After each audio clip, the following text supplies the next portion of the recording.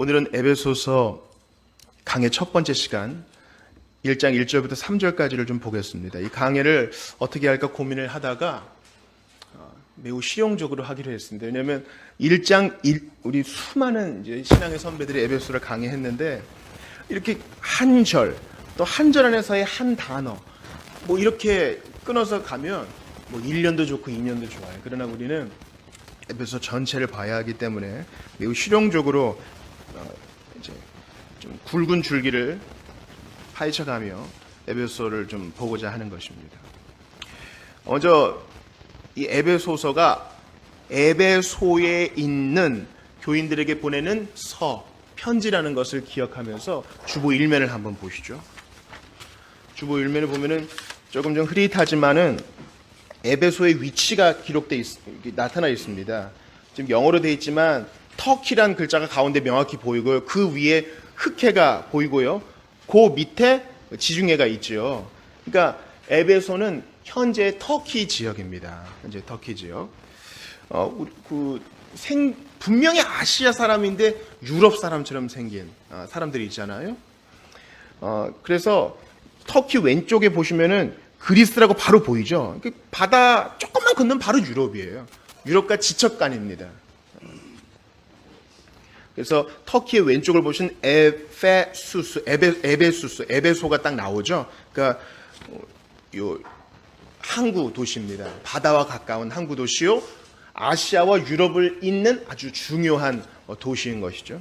그 밑에 보면은 그 무슨 신전이 보이잖아요. 고대 유적지 같이 보이죠. 이 에베소에 있는 아르테미스 신전의 일부입니다. 이 신전은 263년에 고트족에 의해서 파괴돼가지고 지금은 흔적만 남아 있는데요. 그 고대 세계의 7대 불가사의 중에 하나로 꼽힙니다. 우리가 그 아테네 가보신 분은 아시겠지만 거기에 판테논 신전이 있지 않습니까? 그 신전의 4배의 크기를 자랑하고 있다고 합니다. 길이가 127.5m, 폭이 61.5m, 높이는 18m, 100개의 큰 기둥을 가진 큰 신전. 이제 저를 보세요. 로마는 뭐 자체의 신이 없으니까 그리스 신을 그대로 차용해가지고 이름만 바꿨잖아요. 그래서 사도행전 19장에 보면은 크도다 아데미 여신이 얘기하잖아요. 그러니까 아데미가 바로 우리가 보통 세계사 공부할 때 아르테미스, 로마 신화에서는 보통 다이아나라고 얘기할 거예요. 그래서 제우스의 딸이고 아폴로랑 쌍둥이인 그 여신을 섬기는 신전이 있는 아주 큰 도시입니다. 당시에 에베소 인구가 한 25만 명 정도 됐다 그래요. 25만 명은 송파구 인구에도 못 미쳐요. 그러나 2000년 전에 한 도시의 인구가 25만 명이었다는 건 대단한 겁니다. 대단히 큰 도시예요. 로마 제국에 6개의 큰 도시가 있었는데 뭐 로마, 알렉산드리아 있었는데 그 중에 하나에 속하는 큰 도시가 바로 에베소였습니다. 그래서 우리가 아까 지도에 봤던 그 터키 지역을 신약 성경에서는 그 당시에는 그냥 아시아, 그 지역이 그냥 아시아였어요. 아시아의 수도가 있는 곳이 바로 에베소였습니다. 그 에베소에 바울이 지금 편지를 씁니다. 복음을 가장 순수하게 기록한 것이 바로 로마서라고 우리가 보통 얘기를 한다면 복음을 가장 숭고하고도 아름답게 표현한 서신서는 바로 에베소서라고 우리가 많이 얘기를 합니다. 그래서 바울은 두 번째 선교 여행 때 이 에베소를 언급했고요. 세 번째 여행 때는 이제 3년가량 머물면서 12사람에게 세례를 주고 또 두란노 서원에서 강론하고 기적과 기사를 일으키고 마술사를 개종시키기도 했습니다. 또 그래서 은장색 데메드리오가 폭동을 일으켜가지고요 큰 소동이 나기도 했죠. 거기가 바로 에베소입니다. 대도시. 그러니까 바울이 내가 전 지역에 복음을 전했다는 것은 이렇게 대도시, 거점을 중심으로 이게 사역을 했다는 의미인 것입니다. 제가 오늘 여러분과 처음으로 좀 알아보고 싶은 것은 이 사도 그리고 이 에베소라는 이 단어입니다. 오늘 본문의 1장 1절을 다시 한번 봐주세요. 자, 에베소 1장 1절입니다. 같이 읽어볼게요. 시작. 하나님의 뜻으로 말미암아 그리스도 예수의 사도된 바울은 에베소에 있는 성도들과 그리스도 예수 안에 있는 신실한 자들에게 편지하노니, 하나님께서는 이 사도 바울의 편지에 영감하셔서 이 편지가 성령에 감동된 진리를 보존한 무오한 문서가 되게 하셨어요. 그래서 이것은 바울의 글인과 동시에 바울을 사용하셨던 성령님의 기록인과 동시에 하나님께서 오는 세대에 우리 모두에게 주시는 불변의 진리의 말씀인 것입니다. 왜 그러냐면 바울이 누구라고 표현되어 있어요? 사도 되었다고 하고 있어요. 우리가 교회 생활하면서 사도란 말 참 많이 듣지요. 여러분 사도가 뭐예요? 누가 물어보면 뭐라고 대답하시겠어요? 사도.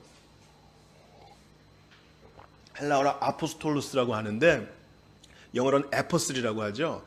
과연 사도가 뭐예요? 하고 우리 깐난쟁이가 물어보면 뭐라고 대답해 줄까요? 사도. 네. 사도란 뭐 같아요? 사도의 그 본래의 뜻은 보냄을 받은 자라는 의미 외에 아무것도 아닙니다. 보냄을 받았다. 심부름꾼이라 하는 것이죠. 그래서 예수님도 우리의 큰 사도라고 표현되어 있습니다. 보냄을 받으신 분이니까 그렇습니다. 교회는 사도와 선지자들의 터 위에 서 있습니다. 사도와 선지자가 대단해서가 아니라 선지자도 그렇고 사도도 그렇고 심부름꾼으로서 보냄을 받아 하나님 말씀을 전하는 사람이기 때문에 교회가 진리 위에 서 있다라는 표현으로 교회는 사도와 선지자들 위에 서 있습니다. 근데 제가 예전에 말씀을 드렸죠. 아프리카에 있는 한 친구와 이렇게 얘기를 하는데 자기가 사도라는 거예요. 그래서 네가 왜 사도냐 그러니까 내가 뭐 이런 일들을 하고 이런 대단한 거에 좀 연결이 돼 있다는 거예요. 그래서 제가 사도직은 끝났다. 12명의 사도 그 이상은 없다. 이렇게 얘기했는데 도저히 수긍을 안 하더군요. 오늘날에도 이제 큰 어떤 회중을 중심으로 자신이 사도라고 나는 새로운 사도의 시대를 이끄는 사람이야라고 자신을 소개하는 사람이 있는데 아주 조심해야 될 필요가 있습니다.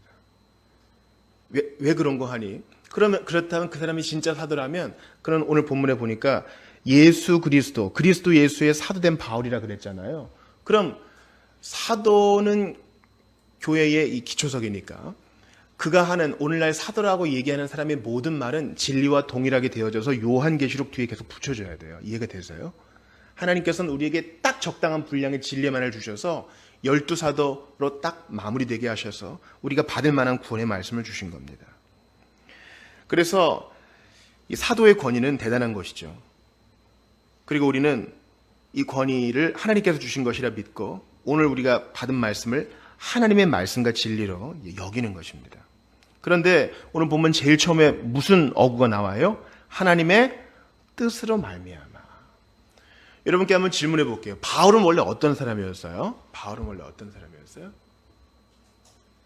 원래 이중국적, 그죠? 부모 중 한 사람은 유대인이요, 부모 중 또 한 사람은 헬라인이어서 태어날 때부터 유대인이었고 동시에 로마 시민권도 가지고 있었죠. 과거에 우리 조선시대 때 신분을 세탁하기 위해서 막대한 돈을 주고, 그죠? 양반의 직위를 샀던 것처럼 로마 시민이 되기 위해서는 좀 많은 돈이 필요했는데 바울은 날 때부터 로마 시민권자였다는 것입니다. 로마 시민권을 가진 사람은 함부로 대할 수 없었습니다. 우리가 사도행전을 보면 알다시피 황제에게 직접 재판을 받을 수 있는 권리가 있었고 로마 시민은 함부로 때리면 안 됐고 반드시 정당한 재판을 해야 됐으며 아무리 죄를 많이 졌어도 십자가형은 지지 않게 했어요. 그래서 바울이 이제 보통 베드로는 십자가에 거꾸로 매달려 순교했지만 바울은 참수를 당했다고 우리가 보통 전해지잖아요. 그 이유는 그가 로마 시민권자이기 때문입니다. 또한 바울은 가말리엘의 문화에서 공부를 열심히 한 아주 훌륭한 엘리트였습니다. 그래서 당시 헬라어도 말할 수 있고 유대인들이 쓰는 아람어도 말할 수 있었던 아주 열정적인 젊은이였죠. 그랬던 그가 어떻게 되었습니까? 예수님이 돌아가셨던 바로 그 예루살렘에서 의기가 충천해가지고 예수 믿는 자들을 탄압했죠. 그래서 순교자 누가 죽을 때 그 곁에 있었습니까? 순교자 누구?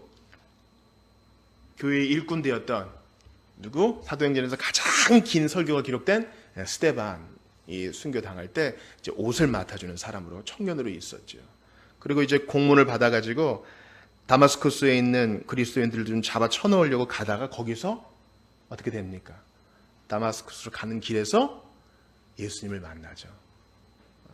그가 삼층천에 올라간 것도, 또 다메섹 도상에서 예수님을 만난 것도 그가 사도가 되기 위한 하나님의 방편이었습니다. 사도는 예수님과 함께 동거하고 그분을 직접 본 사람이어야 되는데 바울은 이제 그 조건을 충족시킨 것이죠.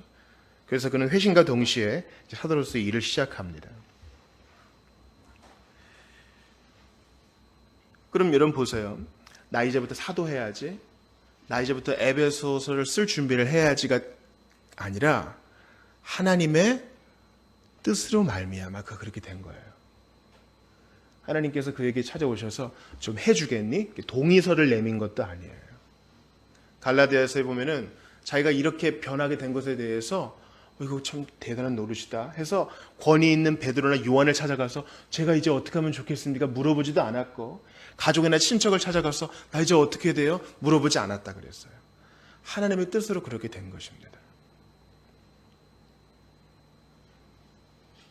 그래서 바울이 예루살렘에서 체포되었을 때에 바울을 죽이기까지는 아무것도 먹지도 않고 마시지도 않겠다고 작정한 사람들이 있었어요. 사람이 이렇게 많이 바뀌어버리니까. 복음이 사람을 이렇게 바꾸어 버린 것입니다. 저는 이 첫 번째 대지, 즉 에베소에 대해서, 사도에 대해서 잠깐 살펴보면서 여러분께 질문하고 싶어요. 우리가 이 자리에 있는 것도 하나님의 뜻으로 말미암은 것일까요? 여러분께 한번 질문을 해봅니다. 우리가 사실 사고 많이 쳤거든요. 때로는 부모님이 우리가 사고를 너무 많이 치면은 골머리를 앓으시다가 한 번 섰고 두 번 섰고 세 번까지 마음이 녹아지다가 결국 뭐라 그러셔요? 이제 네 마음대로 해라. 네 마음대로. 네 마음대로 해. 네 마음. 근데 하나님께서는 그렇게 하지 않으시고 어떻게 보면 우리를 추적하는 것 같기도 하고 끝까지 우리를 포기하지 않으셔서 결국 그분의 뜻이 이루어지게 하십니다. 이 시퀀스를 제가 어떻게 이해해야 될지 모르겠어요.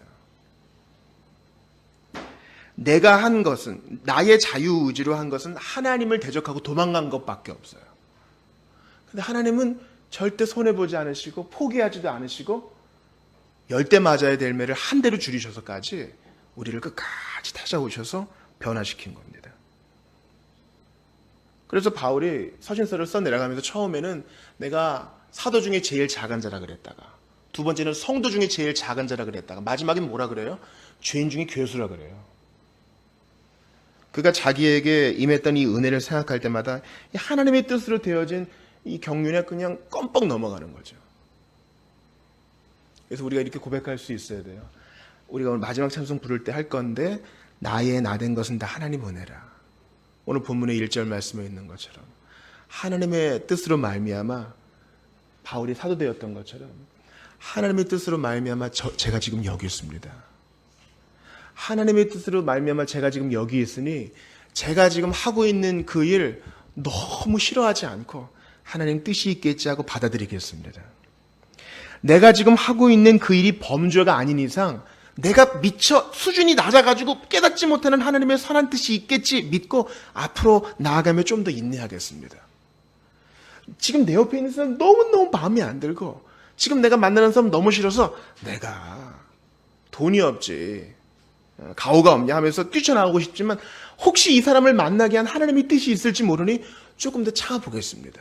그렇게 기도할 수 있지 않을까요?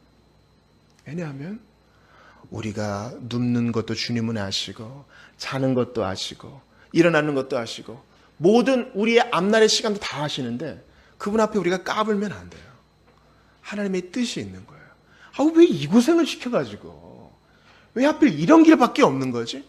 남들은 다 편하게 가는 것 같은데 난 왜 이렇게 기어서 가는 것 같은 거지? 비교가 될 때에도 하나님의 뜻으로 말미암아 된 것임을 기억하면서 앞으로 가는 거예요.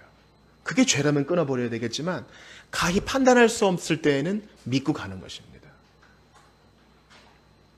인생의 어려움을 당할 때마다 우리는 에베소 1장의 첫 어구 하나님의 뜻으로 말미암아 바울이 사도된 것처럼 예수 그리스도의 처참한 십자가 처형도 하나님의 뜻으로 말미암은 것이요, 내가 성도된 것도 하나님의 뜻으로 말미암은 것이요, 내가 지금 이 일을 하고 저 사람을 만나는 것도 하나님의 뜻으로 말미암았다는 사실을 기억하면서 납작 엎드려야 돼요. 하나님의 주권 앞에 납작 엎드려야 돼요.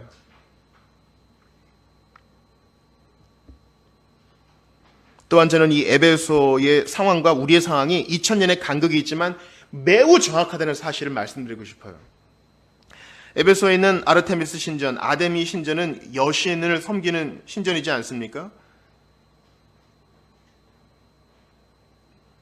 거기에는 이제 거세당한 제사장이 있었고 그 제사장을 돕는 수많은 신전 창기들이 있었습니다. 아주 음란한 신전이죠.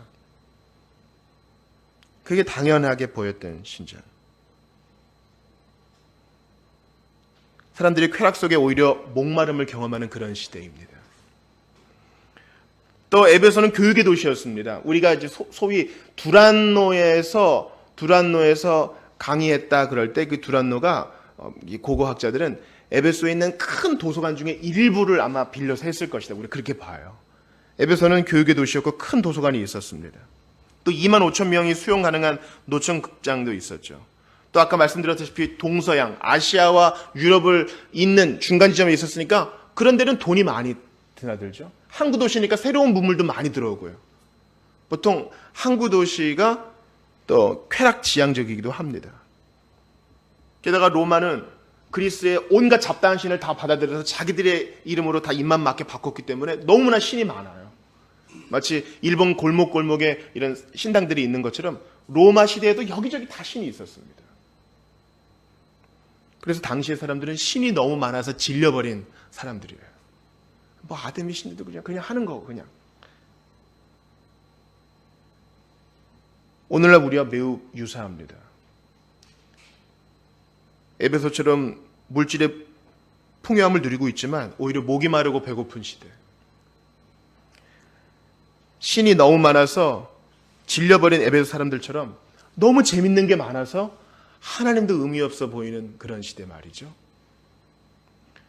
뭐 똑같지는 않지만 이제 젊고 귀엽고 깨물어주고 싶은 그 신세대 그룹 가수들을 보통 아이돌이라 그러잖아요. 아이돌의 영어 의미는 뭐예요? 그 우상이란 뜻이잖아요. 뭐 그들이 꼭 우상이다 그런 건 아니겠지만 현대는 이루 다 말할 수 없는 많은 우상으로 가득 차 있습니다. 그래서 우리가 질려버려요. 바로 그 에베소에 교회가 세워지고 복음이 전파된 것입니다. 그러므로 우리가 2000년 전에 기록된 이 에베소를 접할 때 하나님이 지금 바로 우리 똑같은 형편에 처한 우리에게 주시는 말씀으로 좀 받기를 원하는 것입니다. 두 번째 좀 여러분과 나누고 싶은 것은 그 2절에 나와 있는 말씀입니다. 우리 한번 같이 크게 읽어볼게요. 에베소 1장 2절입니다. 시작. 하나님 우리 아버지와 주 예수 그리스도로부터 은혜와 평강이 너희에게 있을지어다. 은혜와 평강. 보통 축도할 때 고린도후서 13장도 얘기하지만 민수기 6장도 많이 인용하지요. 주중에 민수기 성경 읽기를 하시면서 보신 분이 있을 것입니다. 그 축도의 내용은 이러합니다. 여호와는 내게 복을 주시고 너를 지키시기를 원하며 여호와는 그의 얼굴을 내게 비추사 은혜 베푸시기를 원하며 여호와는 그 얼굴을 내게로 향하여 드사 평강 주시기를 원하노라. 자, 이 민수기의 이 축도, 이 강복선언이라고 하는데 이것도 먼저 이 삼위 하나님과 연관이 있어요. 세 개의 복으로 이루어져 있는데 첫 번째는 내게 복을 주고 지키시기를 원하는 것이고 두 번째는 은혜 베풀기를 원한다는 것이고 마지막은 평강 주시기를 원한다는 거예요. 평강이 먼저예요? 은혜가 먼저예요? 은혜가 먼저죠. 다시 사도 바울의 에베소서 성령으로 영감된 이 문서의 1장 2절을 다시 보세요. 에베소 교인들을 축복하면서 은혜가 먼저예요? 평강이 먼저예요? 은혜가 먼저예요. 저는 이 순서가 대단히 중요하다고 생각합니다. 먼저 그 나라와 의를 구하라. 이게 먼저예요. 그리하면 이 모든 것을 너에게 더하시리라는 나중 일이에요. 여긴 약간의 모험이 전제되어 있는 거예요. 순서를 뒤바꾸면 안 돼요. 칭의가 먼저요. 성화가 나중에 오는 것처럼 먼저 그 나라와 그 의를 구하는 게 먼저가 돼야지 이 모든 것을 받는 것입니다. 그렇지 않고 이 모든 것을 내가 열심히 찾아보려고 아무리 애를 써보세요. 그러면 아무것도 못 얻고 그 나라도 못 얻어요. 그런 거예요. 칭의가 먼저라 그랬죠. 아니야, 난 그래도 깨끗하게 먼저 살 거야. 그래서 성화만을 아무리 추구해보세요. 예수 없이 성화도 안 되고 칭의도 못 얻어요. 마찬가지로 은혜와 평강도 동일합니다. 평강을 얻고 싶어요? 그럼 먼저 은혜를 받아야 돼요. 은혜를 받아야 평강이 따라오는 것입니다. 그래도 사람은 모름지기 마음이 편해야지. 나 마음이 편안해지려면 어떻게 해야 되나? 템플 스테이를 해야 되나? 요가를 해야 되나? 명상을 해야 되나? 이것저것 할 수 있는 거 다 해보세요. 아무것도 못 얻고 은혜도 못 얻어요. 그러나 예수 그리스도로부터 은혜를 얻는 사람은요, 평강이 따라와요. 내가 평강을 추구하지 않는데 희한하게 지금 바쁘고 일도 많고 건강도 안 좋고 돈도 잘 안 벌리는데 마음이 평안해. 그게 따라오는 거예요. 이 은혜는 다분히 죄인이라는 전제를 깔고 있습니다. 왜냐면 은혜의 정의가 뭐예요? 자, 이제 아까 5살짜리가 물어봤으니까 이제 6살짜리. 너무 예쁜 애가 어린이 예배 드리다가 은혜라는 말을 되게 많이 하는데 은혜가 뭐예요? 이렇게 물어봤어요. 여러분 뭐라고 대답해 주겠어요? 할머니 은혜가 뭐야? 아니면 뭐 이모 은혜가 뭐야? 이렇게 물어보면 뭐라 그러겠어요? 할아버지 은혜가 뭐예요? 아저씨 은혜가 뭐예요? 그럼 뭐라고 대답하겠어요? 빨리 대답하지 말라 그랬어요. 생각할 시간을 누군가 주라 그랬어요. 이렇게 생각할 시간을 주는 거예요. 은혜가 뭐야? 뭐라고 대답할 거예요?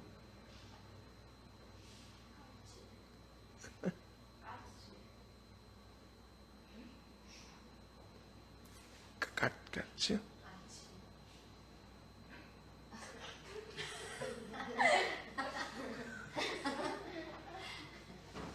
그 만화.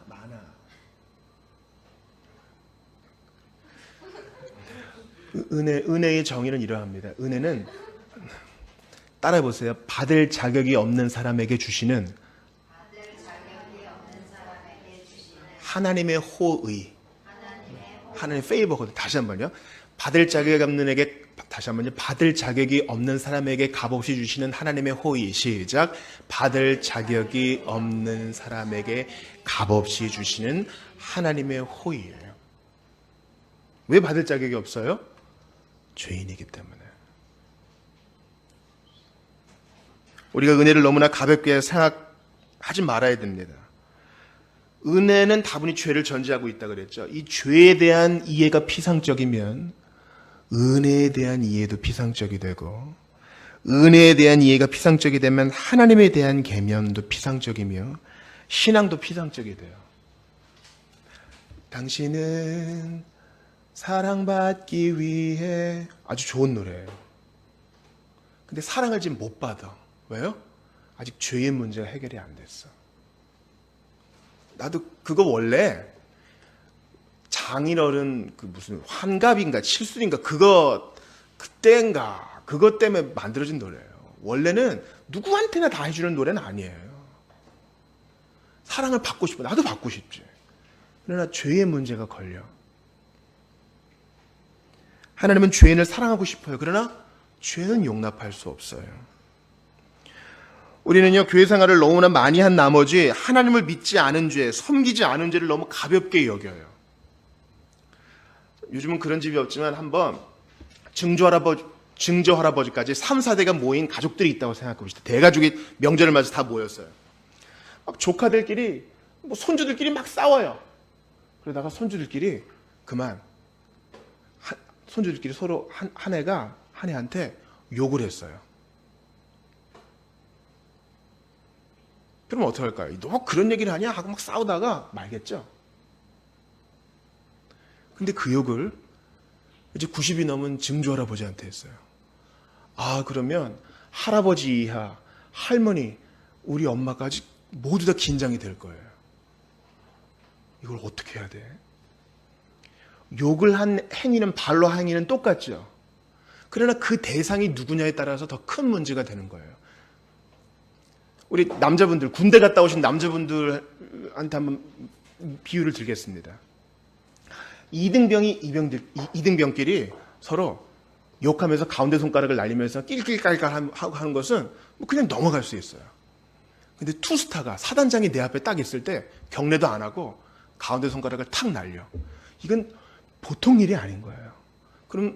그러면 우리 대대장님부터 중대장님까지 다 무슨 큰일이 나는 거야. 그리고 나는 조용히 사라져. 뭐 군기교육대에 가든지 영창으로 가든지.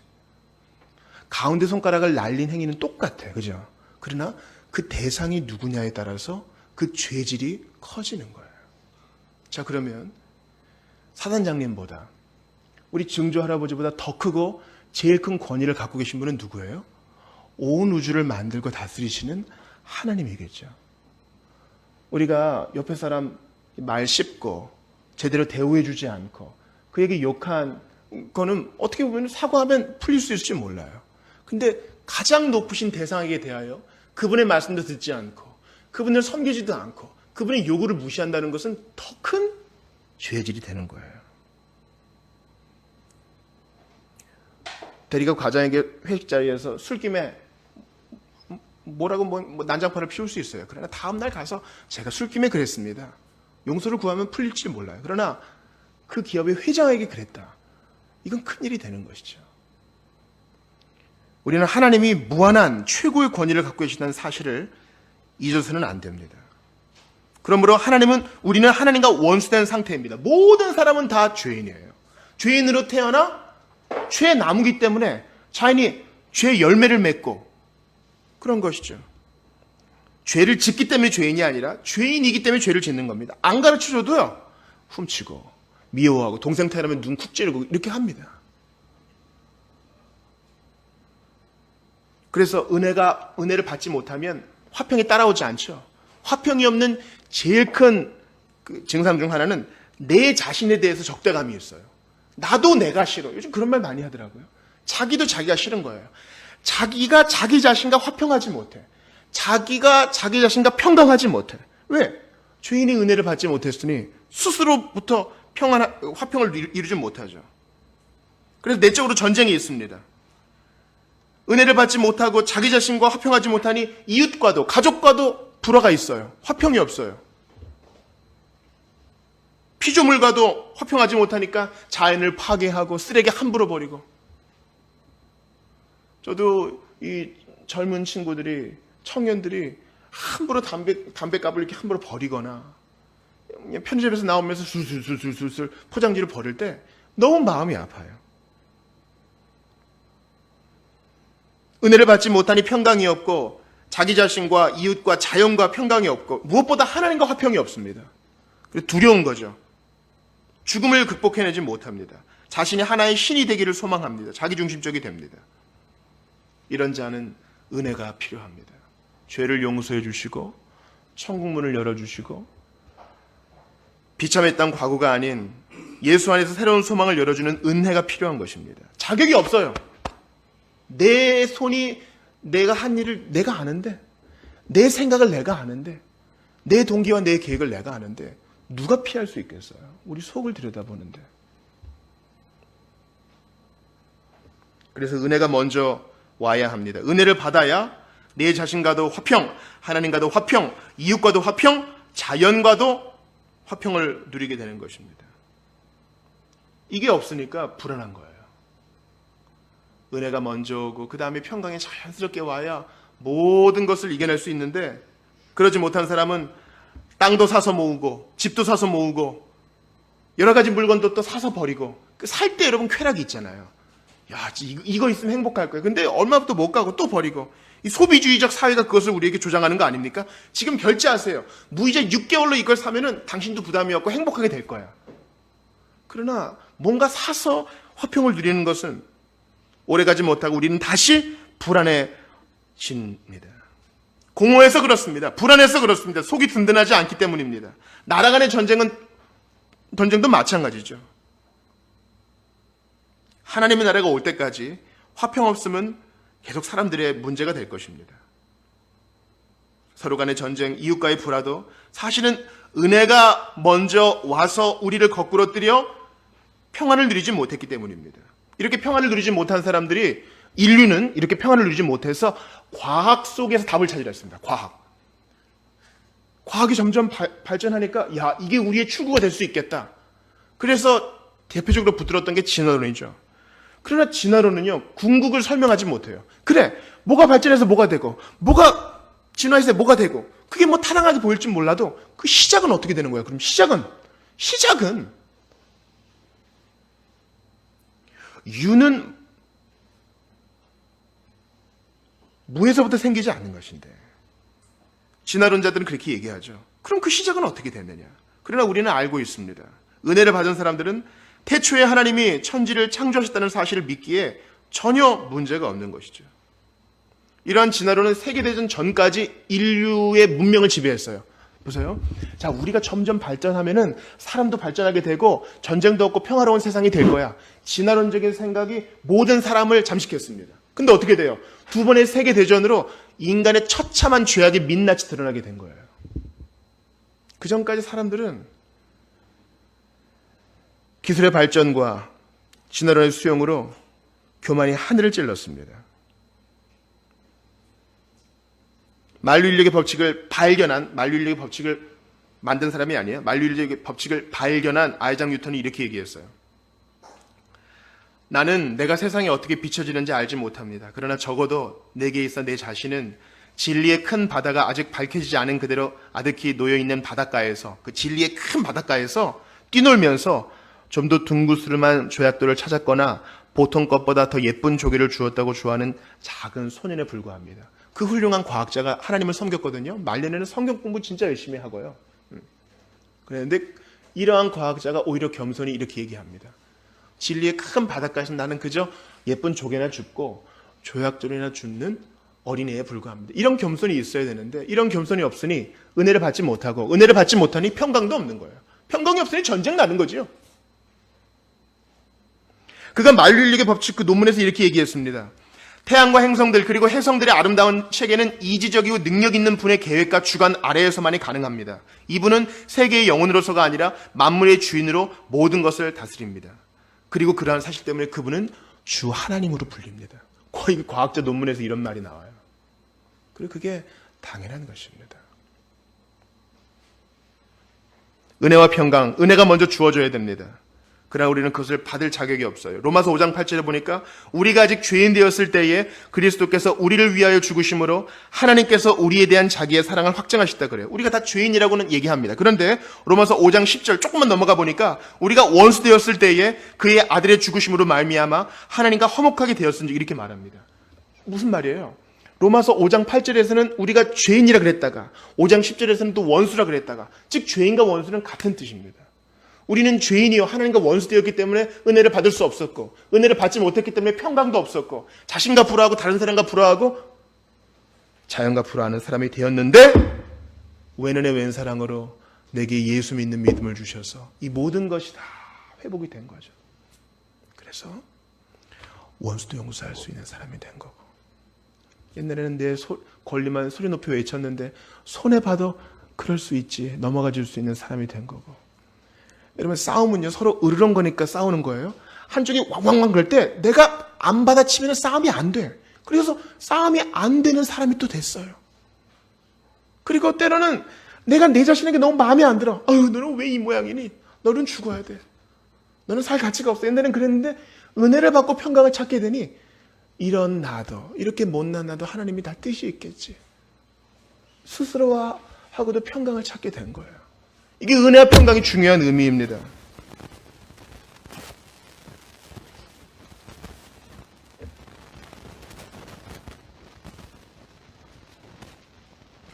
저는 지난 목요일에 갑자기 장례를 한 건 부탁을 받았습니다.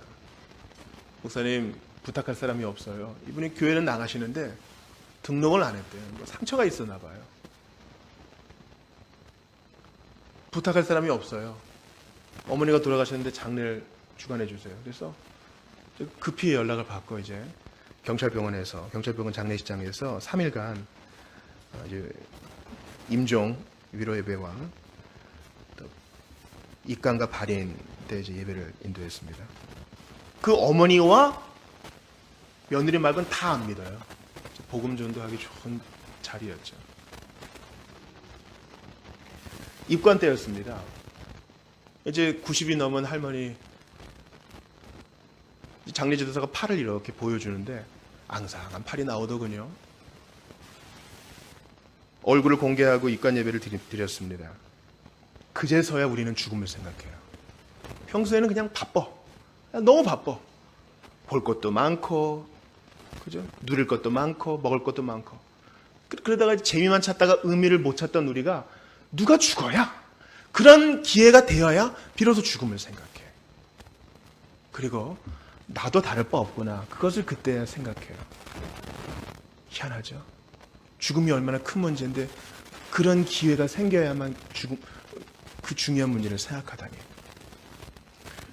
과거에 신문에서 논설을 좀 읽으신 분들은 이어령 전 장관의 글들을 좀 많이 보셨을 거예요. 이분이 아마 지금 살아있는 최고의 그 인문학자의 대가일 거예요. 얼마나 지식이 많아요. 아마 뭐 한글로 된 책은 다 읽었을 거예요. 그분 책 한번 보세요. 그냥 떴다 비행기 그거 하나 가지고 그냥 몇 시간을. 근데 이 잘 나가는 독설가, 내가 예수를 믿지 않는 이유, 기독교가 엉망인 이유, 기독교가 신뢰가 안 가는 이유, 얼마나 우리에게 상처를 줬어요.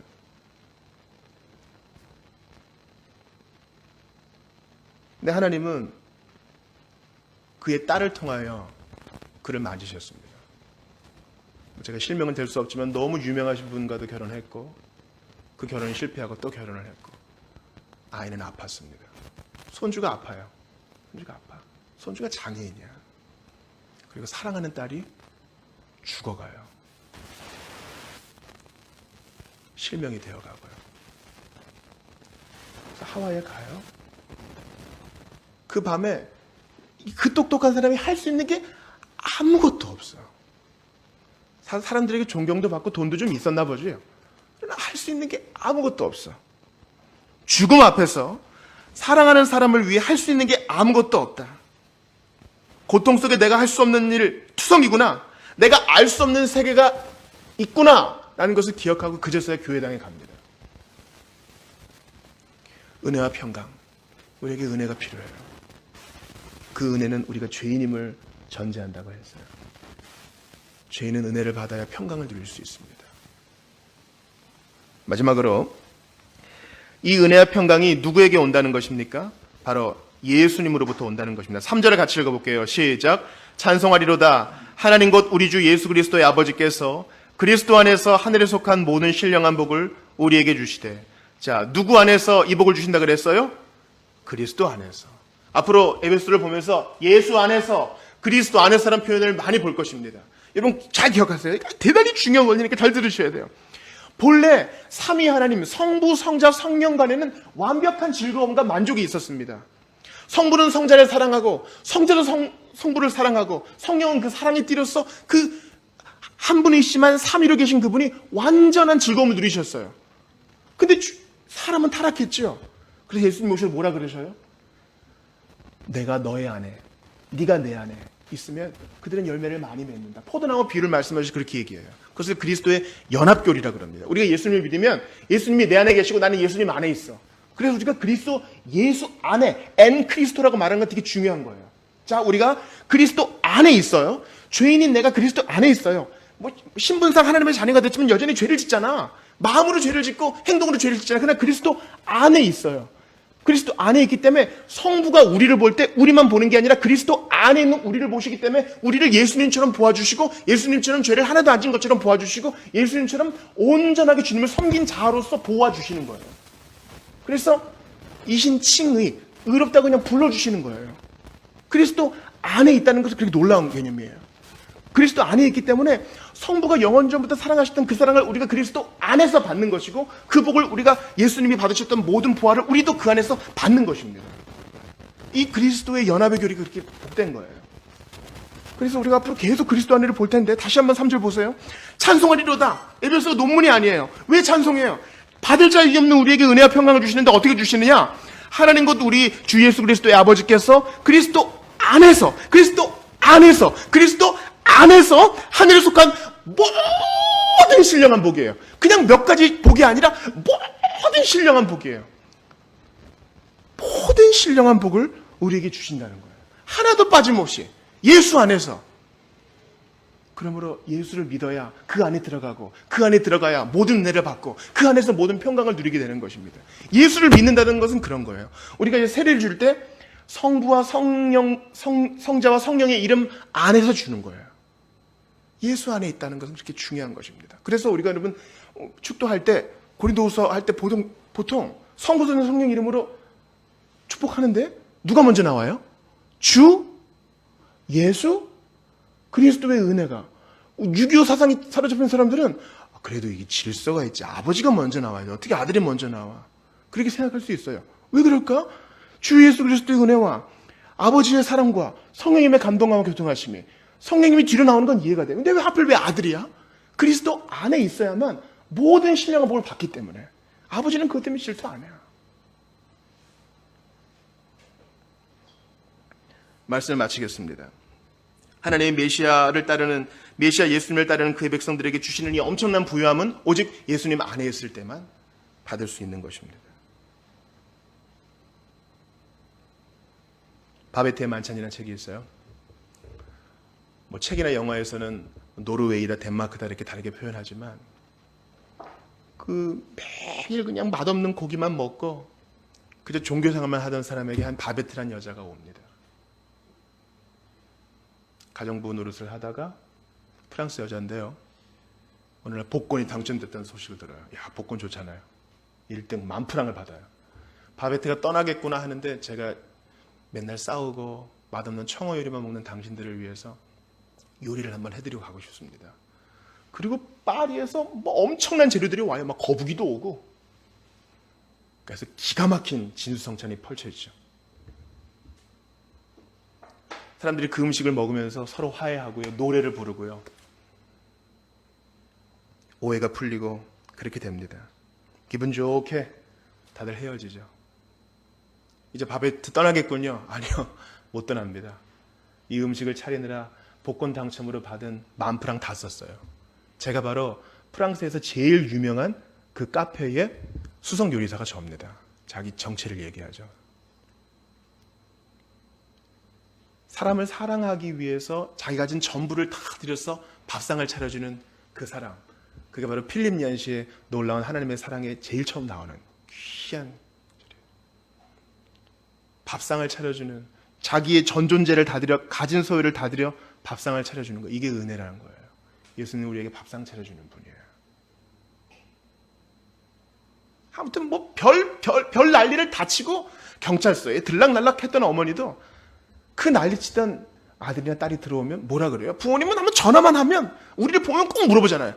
밥은 먹었냐? 밥은 먹었냐? 그게 은혜예요.